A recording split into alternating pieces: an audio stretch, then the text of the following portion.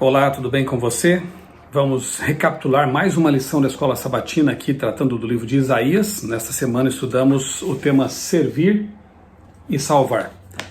Vimos aqui o tema da libertação, vimos aqui 3 servos especiais de Deus, 3 libertadores, 3 instrumentos de salvação. Enfim, um tema muito bom, muito interessante, um tema que nos enche o coração. Antes de recapitularmos aqui, e antes de fazermos a oração também para começarmos o estudo, eu quero convidar você mais uma vez a se inscrever em meu canal, se ainda não fez, acionar aí o sininho para receber as notificações de novos vídeos, novos conteúdos, e também compartilhar esse vídeo, se gostar do conteúdo aqui, né? Fica aí então o meu convite, tá bom? Vamos orar? Amado Deus, bondoso Pai, muito obrigado, Senhor, por essa lição maravilhosa que tem nos levado a estudar o livro de Isaías, do profeta Isaías. Obrigado pelas lições espirituais que temos extraído desse estudo. Ajuda-nos a colocar em prática aquilo que estamos aprendendo. Dá-nos a Tua paz neste momento, abre o nosso entendimento e envia Teu Santo Espírito. É o que nós pedimos e agradecemos em nome de Jesus. Amém. Servir e salvar. O verso principal é Isaías 42:1, que diz: Eis aqui o meu servo, a quem sustenho, o meu escolhido, a quem a minha alma se agrada, pus sobre ele o meu espírito, e ele promulgará o direito para os gentios. Quem será esse servo aqui? Como eu disse, a lição da semana fala de 3 servos. Um servo nação, um servo pagão e um servo Messias. Você já vai entender direitinho isso aqui. O primeiro texto aqui de Ellen White que é citado na lição é do Desejar Outras Nações, página 640, que diz assim, uma parte dele, né? Não necessitamos ir a Nazaré, a Cafarnaum ou a Betânia para andar nos passos de Jesus. Encontraremos suas pegadas junto ao leito dos doentes, nas casas humildes, na pobreza, nos abarrotados becos das grandes cidades e em qualquer lugar onde houver um coração humano necessitado de consolação, ali encontraremos Jesus e o caminho dele. Fazendo como Jesus fazia, quando esteve na terra, andaremos em seus passos. É verdade que eu sonho ainda, se der tempo, conhecer Jerusalém, a Jerusalém antiga, estar ali onde Jesus esteve, é um sonho que eu tenho no meu coração, mas já podemos, de certa forma, viver essa experiência de andar por onde Jesus andou, fazendo o que Jesus fez. Como diz aqui Ellen White, quando estamos ali cuidando dos menos favorecidos, das pessoas que estão sofrendo, nós estamos andando por onde Jesus andou, vivendo como Jesus viveu. Domingo, nação serva. E aqui o texto para a leitura é Isaías 41:8, que menciona então aqui um servo, né? E depois Isaías 42:1, que menciona também algo a respeito desse servo. Vamos ler aqui esses versos? Isaías 41, verso 8, já estou aqui com a minha Bíblia. Se você tem a sua Bíblia aí por perto também, convido você a abri-la, consultar os textos, lermos juntos. Isaías 41, verso 8, diz assim: Mas você, Israel, meu servo, você, Jacó, a quem escolhi, você, descendente de Abraão, meu amigo, você, a quem eu trouxe dos confins da terra, e assim prossegue o texto.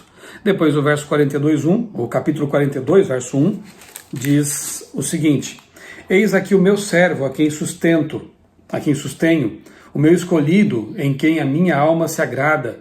Pus sobre ele o meu espírito, e ele promulgará o direito para os gentios. Veja que é o verso principal aqui da lição, né? Então, como eu já dizia antes, nós temos aqui na lição dessa semana, temos aqui 3 servos que Deus usou como instrumentos de salvação. Um servo nação, chamado de Jacó, ou Israel. Um servo aí que infelizmente não cumpriu o seu papel como Deus desejava. Depois um servo pagão, um rei que Deus usou para libertar o povo de Israel que estava cativo em Babilônia. E finalmente o servo Messias, Jesus, que é o grande libertador, aquele que traz o perdão, aquele que vai libertar todos aqueles que aceitarem o perdão, a libertação do pecado, e vai levá-los para Canaã celestial. 2 tipos de referências a servos de Deus, aqui nos capítulos 41 e 42. Em virtude de Deus ter se dirigido a Israel, Jacó, no presente, fica claro que ele, Jacó, representava a nação que descende dele, não Jacó literalmente. E, em outros casos, o servo de Deus não é nomeado, como é o caso de Jesus, né, que não tem um nome específico, então nós conseguimos aplicar também, de alguma forma, essa profecia ao Messias Jesus Cristo. morre de modo sacrificial em favor dos pecadores, está em Isaías 52 e 53 também. Esse servo aqui, ele morre e assim consegue o perdão. Um é coletivo, a nação, e o outro é um indivíduo, Jesus. Qual era a função do servo como nação? E aqui nós vemos que era de servir a Deus, confiar em seu poder para vencer os inimigos. Inclusive, eu vou ler aqui uns trechos do capítulo 41, tem promessas muito bonitas aqui que se referiam ao Israel literal, né, o povo de Deus naquele tempo, mas que obviamente também se aplicam a nós, Israel espiritual. Por exemplo, o verso 10 diz: não tema, porque eu estou com você. Não fique com medo, porque eu sou o seu Deus. Eu lhe dou forças, sim, eu o ajudo. Sim, eu o seguro com a mão direita da minha justiça. Não é uma promessa maravilhosa essa? Não tema, porque eu estou com você. Essas palavras de Isaías, registradas 700 anos antes de Cristo, nos alcançam também aqui no século 21 e nos dão a garantia de que Deus está conosco também, de que Ele nos segura pela mão.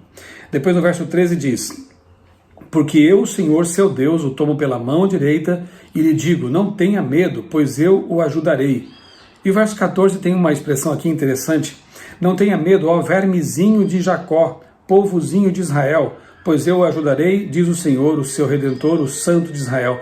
Vermezinho de Jacó, né? Não é uma ofensa aqui não é nenhum tipo de expressão depreciativa, pelo contrário, é uma forma de Deus dizer assim: vocês são pequenos, fracos como um vermezinho, povo pequeno, povozinho, mas eu estou com vocês, eu, o Senhor Todo-Poderoso, Criador do Universo, estou do lado de vocês. Como é bom ouvir isso, né?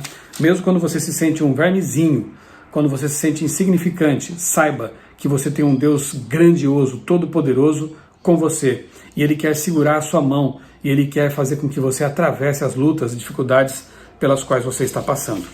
A lição de segunda-feira, o servo anônimo, aqui sim, a menção é ao Messias. Por exemplo, aqui no capítulo 42, eu vou ler aqui os versos 1 a 7, tente identificar aqui nessa leitura características que pertencem a Jesus mesmo. Eis aqui o meu servo, a quem sustento, o meu escolhido, em quem a minha alma se agrada. Pus sobre ele o meu espírito, e ele promulgará o direito para os gentios. Olha, a pregação de Jesus alcançou o mundo, não só os judeus. Não clamará nem gritará, nem fará ouvir na praça sua voz. Não esmagará a cana quebrada, nem apagará o pavio que fumega. Com fidelidade promulgará o direito.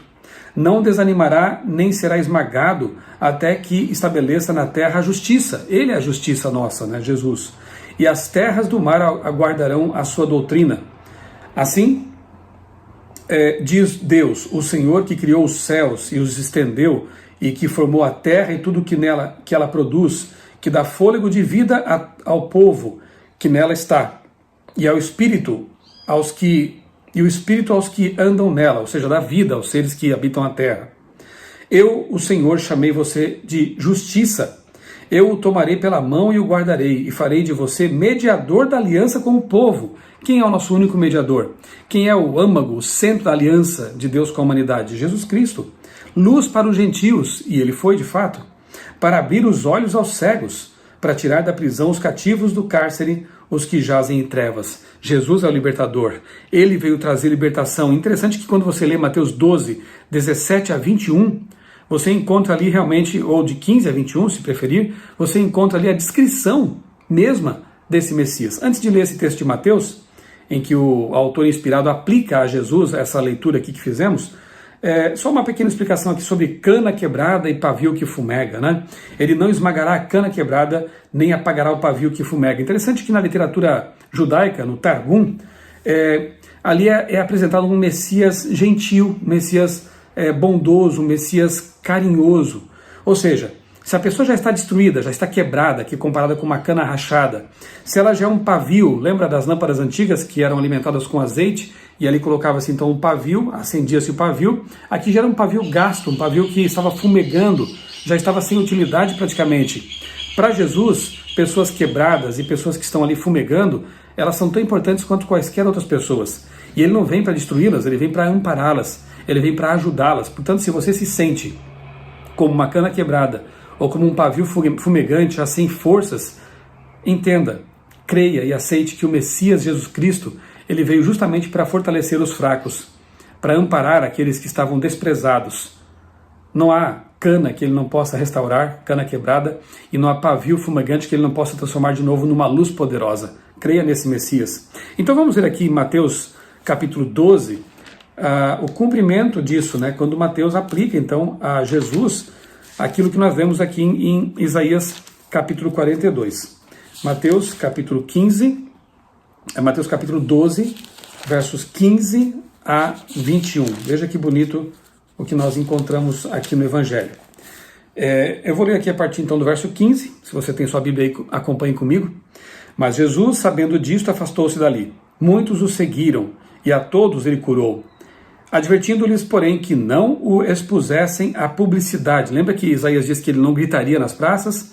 De início, ele realmente trabalhou de modo tranquilo, curando, ensinando, e pediu que não dessem publicidade antes do tempo para que a sua missão não fosse atrapalhada, não fosse impedida. Isso aconteceu, verso 17, isso aconteceu para se cumprir o que foi dito por meio do profeta Isaías. Agora, Mateus cita Isaías 42. Eis aqui o meu servo, que escolhi, o meu amado, em quem a minha alma se agrada, farei repousar sobre ele o meu espírito, e ele anunciará juízo aos gentios. Não entrará em discussões, nem gritará, nem fará ouvir nas praças a sua voz. Não esmagará a cana quebrada, nem apagará o pavio que fumega, até que faça vencedor o juízo. E no seu nome os gentios colocarão a sua esperança. Louvado seja Deus. Nós, que não somos judeus, podemos pôr em Jesus nossa esperança. E aqueles que se sentem como um pavio fumegante, como uma cana rachada, como eu disse, também podem encontrar em Jesus o seu amparo, a sua força e ser restaurados. Maravilhoso ver realmente a forma como a Bíblia integra as coisas, né? Como o Novo Testamento ele conversa com o Antigo Testamento, como as profecias do Antigo se cumprem aqui no Novo Testamento. Então esse Messias anônimo, esse servo anônimo, não é outro senão Jesus Cristo, o nosso Salvador. Terça-feira, Messias persa. Agora entra um outro servo, diferente aqui, e uma profecia tão impressionante que é feita 150 anos antes, praticamente 150 anos antes de Ciro ter nascido. O texto aqui de Isaías 44, 26 e até 45, 6, ele menciona Ciro pelo nome. Vejamos só aqui algumas coisas desse capítulo aí. Capítulo 44 de Isaías. Lembre-se, e eu repito, esses textos aqui que vou ler foram escritos 150 anos, praticamente 150 anos antes de Ciro, o persa, ter nascido. E dizem assim: eu confirmo a palavra do meu servo e cumpro o conselho dos meus mensageiros. Digo a respeito de Jerusalém, ela será habitada, e a respeito das cidades de Judá, elas serão edificadas, e quanto às suas ruínas, eu as levantarei. Israel estava assim, né? Jerusalém estava assim. Digo às profundezas do mar, seque, e eu secarei os seus rios. É um detalhe importante que eu já vou mencionar para você. Eu digo a respeito de Ciro, ele é o meu pastor, e cumprirá tudo o que me agrada. Digo também de Jerusalém, será edificada, e do templo seus alicerces serão lançados, reedificados. Assim diz o Senhor ao seu ungido, Ciro. Ungido, né? A mesma expressão usada para Jesus e, enfim, para alguns profetas, a unção. Ele foi designado para uma função. Tanto é assim que isso realmente tocou o coração do imperador, do rei, isso o sensibilizou, e ele fez exatamente aquilo que estava profetizado ali, cerca de 150 anos antes de ele nascer. Inclusive eu mencionei semana passada o cilindro de Ciro, que está lá no Museu Britânico em Londres, que é um registro da época em que ali o texto diz que Ciro realmente fez o que estava profetizado aqui em Isaías. Ele libertou o povo, permitiu que eles voltassem para suas terras e reconstruíssem o templo. Maravilhoso, né? Ver como a Bíblia é precisa, é exata, as profecias da Bíblia não erram e elas acertam em minúcias, né? E aqui fala do secamento dos rios, né? E de fato, Ciro, para invadir com suas tropas Babilônia, que tinha muros poderosos, ele desviou o curso do rio Eufrates. O rio Eufrates passava por baixo da cidade, por baixo dos muros, abastecia, passava pelo meio da cidade e abastecia então a cidade com água. E então os persas desviam o curso do rio e entram pela cidade ali, por baixo dos muros, pelo leito seco do rio desviado. Interessante que quando a gente lê Apocalipse, aqui fazendo uma pequena ponte, né, com o texto de Apocalipse, é dito que Babilônia, a Babilônia mística, espiritual dos últimos dias, essa confusão religiosa, Ela está sentada sobre muitas águas, mas essas águas vão secar. Uma das pragas atinge justamente o rio Eufrates, que vai secar. Então o poder popular, o poder secular, humano, que esse poder, que essa Babilônia espiritual final, ela tem, com o qual ela conta, vai cessar em algum momento. E ela perderá o seu poder. E ela cairá, assim como a Babilônia literal aqui, caiu nas mãos de Ciro, usado por Deus para libertar depois o povo de Deus. Então é interessante perceber também esses paralelos aqui de Babilônia com a profecia lá do Apocalipse, né? Bem, já falei do cilindro de Ciro, que traz ali a informação precisa de que a profecia se cumpriu, né? Realizaria algumas obras do Messias, o Ciro, como derrotar os inimigos de Deus e libertar seu povo, mas não poderia ser o Messias, pois não seria descendente de Davi. É claro que Ciro aqui é apenas uma representação, um tipo de Jesus. O Messias verdadeiro é aquele que viria da linhagem de Davi, iria libertar o povo dos seus pecados e finalmente vai destruir Babilônia mística e dar ao povo de Deus a Canaã celestial. O libertador de verdade é Jesus. Essa profecia aqui é tão espetacular, tão tremenda, e aqui eu estou na lição de quarta-feira já, né? Que alguns estudiosos mais céticos tentam mostrar de alguma forma que Isaías teria sido escrito em 2 etapas e que o autor que escreveu ali essa profecia 150 anos antes teria sido na verdade um autor contemporâneo do cumprimento da profecia, então não seria uma profecia antiga. Isso é realmente uma afirmação absurda, provinda de pessoas que não acreditam na inspiração da Bíblia e na divindade, no fato de que Deus é o autor por trás dos profetas, né? Então a lição traz aqui algumas coisas interessantes, como por exemplo, mesmo o manuscrito mais antigo da Bíblia, o livro de Isaías, nos manuscritos do Mar Morto, não possui nenhum intervalo entre Isaías 39 e 40, que indique uma transição à obra aí pelas mãos de um outro autor, né? Esse rolo de Isaías está completo lá em Israel, guardado no museu ali, como um dos achados dos manuscritos do Mar Morto. E não há nenhuma divisão, nenhuma emenda nesse rolo, ele está completo, né? Outra coisa, os estudiosos enfatizam corretamente a mudança de foco do período assírio, em Isaías 1 a 39, de fato, isso é perceptível, né? Ali o foco é a Síria, para o período babilônico, a partir do capítulo 40 até o fim do livro. Então há dois períodos ali históricos bem marcados, a Síria e Babilônia. Mas descobrimos que Isaías 13, 14 e 39, que pertencem ao primeiro bloco ali, assírio, né, da história assíria, já previam um cativeiro babilônico. Então, mesmo na primeira parte de Isaías, que alguns acham que foi escrita antes da segunda parte, não é um livro todo, mesmo assim nessa primeira parte, já há menções ao cativeiro futuro, em Babilônia, no período descrito pelo restante do livro, a partir do capítulo 40. Então, realmente não há lógica em querer dividir Isaías em duas autorias, para que um deles possa ter sido contemporâneo de Ciro, a fim de negar, com todo esse malabarismo aí histórico, tentar negar a inspiração divina do livro profético. Sim, Isaías previu com quase 150 anos de antecedência a libertação por parte de Ciro. Os judeus estavam bastante esperançosos com essas profecias, porque eles se lembravam de Levítico 26, 40 a 45, né? Texto ali que fala do arrependimento. Se o povo de Deus se arrependesse, voltasse atrás, reconhecesse seus pecados, Deus os restauraria, Deus cuidaria deles. E claro, isso também vale para nós, né? Mesmo quando nós nos afastamos de Deus, quando pecamos, caímos, se nós nos voltarmos para Deus em arrependimento, em contrição, em confissão, Ele promete nos restaurar. E quinta-feira, um servo compassivo e sofredor. Outro texto bonito aqui, né? Isaías 49, de 1 a 12.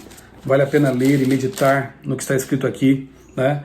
Ele diz aqui, por exemplo, no verso 4: Tenho trabalhado em vão, gastei as minhas forças por nada e à toa. Todavia, o meu direito está diante do Senhor e minha recompensa está diante do meu Deus. No verso 7, nós vemos também palavras aqui tristes, né? Quando o Messias aqui, o sofredor, diz: o Senhor, o Redentor, o Santo de Israel, diz ao que é desprezado, ao que é detestado pelas nações, ao servo dos dominadores: os reis o verão e se levantarão, os príncipes se inclinarão diante de você, por amor do Senhor que é fiel e do Santo de Israel que o escolheu. Quando eu li isso aqui, eu já pensei, por exemplo, em Cristo lá no horto, né, das oliveiras, ele suando sangue ali, ele estando sobrecarregado pelos pecados da humanidade, na cruz mesmo, quando ele diz, Senhor, por que me abandonaste, né? Eli, Eli, lama sabachthani, é o Jesus ser humano, é o Deus homem, é o homem-Deus, é aquele que sofreu o peso dos pecados, sofreu aquilo que nós sofremos e muito mais aqui neste mundo. Sofreu abandono, sofreu escárnio, sofreu aqui, como diz, né, humilhação e mesmo a tristeza de pensar por um momento que o trabalho tinha sido em vão, mas não foi. Graças a esse sofrimento todo que Jesus passou, nós temos a garantia da salvação e da vida eterna. Jesus é o nosso Redentor, Jesus é o servo sofredor por meio de quem nós conseguimos a salvação. Por Ele, somente por Ele. Diz aqui um trecho de um livro citado pela lição, né? A profecia de Isaías, uma introdução e um comentário, que Isaías profetizou sobre um servo com uma natureza humana, testado como nós, e que provou ser ele o autor e consumador da nossa fé. Uma fé real e pessoal que ainda pode dizer, meu Deus, quando nada mais parece valer a pena. Que nós possamos também imitar essa característica de Jesus, né? Mesmo quando tudo parece perdido, mesmo quando o peso, né, está muito grande sobre os ombros, possamos dizer, meu Deus, Ele é o meu Deus, Ele é o meu Criador, Ele é o meu Senhor, Ele é o meu Redentor. E eu quero terminar lendo aqui o trecho, no fim da lição de sexta-feira, um trecho aqui do Desejado das Nações, melhor dizendo, do livro Obreiros Evangélicos de Ellen White, página 117. Que trecho lindo este aqui. Grande tato e sabedoria são necessários no trabalho de ganhar pessoas para Cristo. O Salvador nunca suprimiu a verdade, mas disse-a sempre com amor em suas relações com os outros. Exercia o máximo tato e era sempre bondoso e cheio de cuidado.